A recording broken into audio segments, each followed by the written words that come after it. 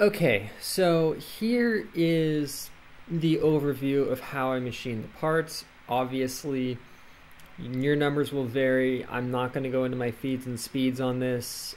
I'm just going to be showing you the processes of how I did it for both Ashley's part and mine. Although on mine, the only difference is I have the machined pocket with the ball mill and hers has the contour. So I'm only going to go over how I did the outside once and then the inside's its own deal. So for the first step, what I did is I came along with a 40 thousandths drill bit and punched a bunch of holes in it. I knew this was too tiny, but the only bigger drill bits I had were in the 90 thousandths range and up, and that was just way too big for the hardware. So I figured having a small hole, it's easier to enlarge than trying to shrink a big one.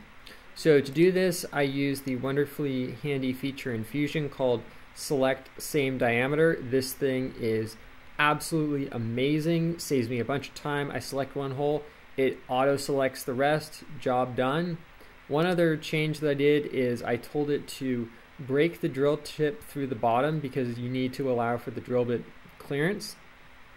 And I also told it to go 20 thousandths deeper than the drill bit only because I wanted to make sure that when the drill bit went in there, I wasn't going to just get close and leave nothing. I wanted to make sure it went all the way through.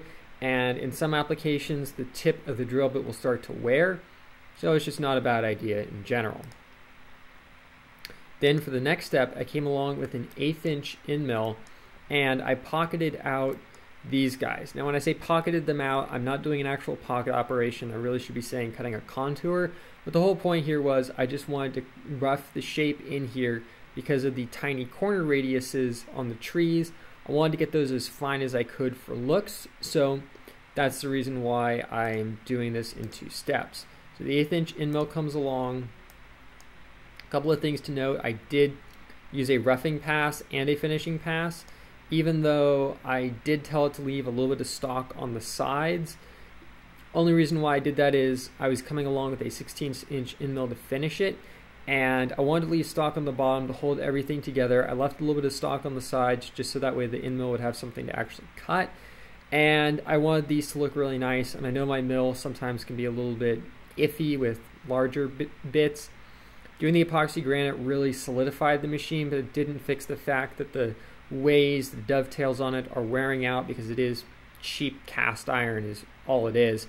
It's not hardened, so that was just done like that. If I really wanted to, if I was in a professional setting, I probably would have just finished the final size with the 1/8 inch end mill and then done a rest machining in the corners, which just cleans them out, but whatever. You know, gotta do what you gotta do. Also for the entry on this, I used a ramp, which I also use on the outside. I do a 1 degree entry with a 10 thousandths clearance height. Only reason why I go 10 thousandths above is I just don't want it to spend forever coming in from like 0.1 and then working its way down. That takes forever. There's no point in doing that. So with that said, we then come to the outside with our 1/8 inch end mill. We still haven't done any finishing work yet. And for this, I did decide to use tabs around the outside versus leaving stock behind. This one, it gets cut to the final size. And for tabs, I like to use triangular tabs versus rectangular ones. I think they're a little bit more efficient. It eliminates straight plunging. It just works better in my opinion. Same stuff as before, same ramping, all that stays the same. Then for the finish contour, it just comes along on the inside. It knocked out the corners perfectly. And then on the outside, it cut through the tabs perfectly. Being that the amount of material to remove in the corners was so tiny, there was no need to come along with a rest machining operation to clean the corners out and then come along with the finished contour to make sure that there wasn't a lot of material left behind. Same process applied to the part on the right, so there is no need to talk about that as well. Okay, so ignore the fact that the toolpath is showing pieces that aren't actually there.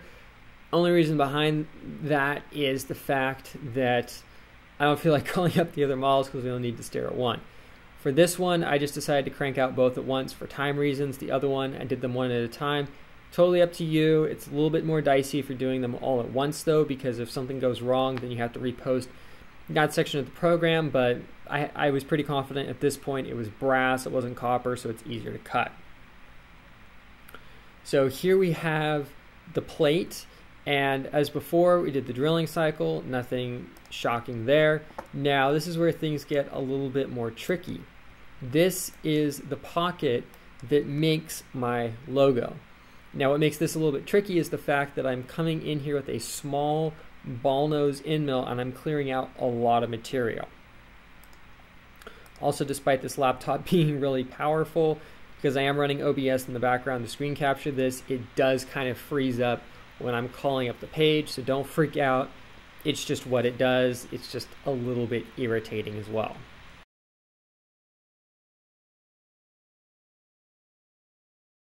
There we go.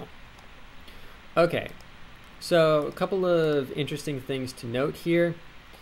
In the passes tab, I told it to go both ways, which means it cuts both effectively left to right, front to back, climb conventional, that whole thing.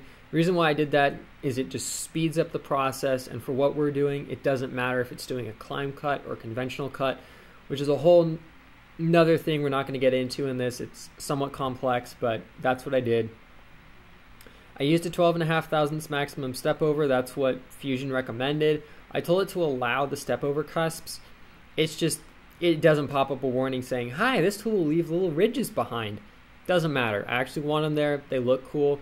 I found that step over to be a good blend of nice surface finish, but not taking an inordinately long amount of time. My mill doesn't have a crazy high RPM spindle, so it's somewhat slow. I also did not use morph spiral machining, which is really cool, but it takes a lot longer. It's good because it will make a more consistent pocket, so there's less, load fluctuations, but at the same time, it really increases the machining time on something like this and makes a whole lot of extra code, and I just figured it wasn't worth it.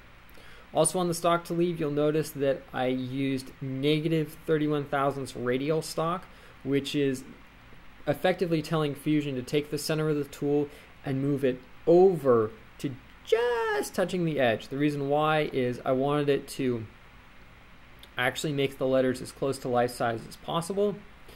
And then for the ramping, we just did a straight plunge. Doesn't really matter. It's only going down about 5 to 7 thousandths in the sheet brass, and it's a slow plunge rate, so it works fine. Now the only thing that is different about this is for the contour, I did not use any tabs or anything like that because I figured I had really good luck with the previous parts and they stayed stuck very well. And also this one is effectively one giant piece for right here. I didn't do any pocketing, same with this guy. So the amount of surface area holding it down was increased. And brass is a bit less gummy than copper. Brass can be a little bit more grabby, which I know is a horrible term, but it'll literally want to grab tools, and I've seen parts being ripped out of vises before because people were too aggressive on a cutting path and didn't have enough holding force. Brass will do that. So you got to keep that in mind when you're cutting it in sheet form. It doesn't change that fact, but it worked fine. I went a little bit slower for the passes, and you know what? It worked. So I hope that helps you guys a little bit with how I did the Fusion on this. Obviously, this is tailor-made for my mill. If I was doing this in a professional setting, I would be doing it completely differently, but you got to work with what you got and how it works. So hope you guys enjoyed, and I will do a separate video if we do get the metal parts to successfully cut on Ashley's machine, and I'll also do a separate video on the wooden insert spacers as well, because I feel like that deserves its own special topic, because I have milled wood in the past, but I've never done it on a CNC router. I don't have much experience with it, and any times that I've CNC'd wood, it was strictly in a proofing a program when I was learning CNC machining, not an actual let's build a really nice looking part. So hope you guys enjoyed, and see you here next time on Make It With Calvin.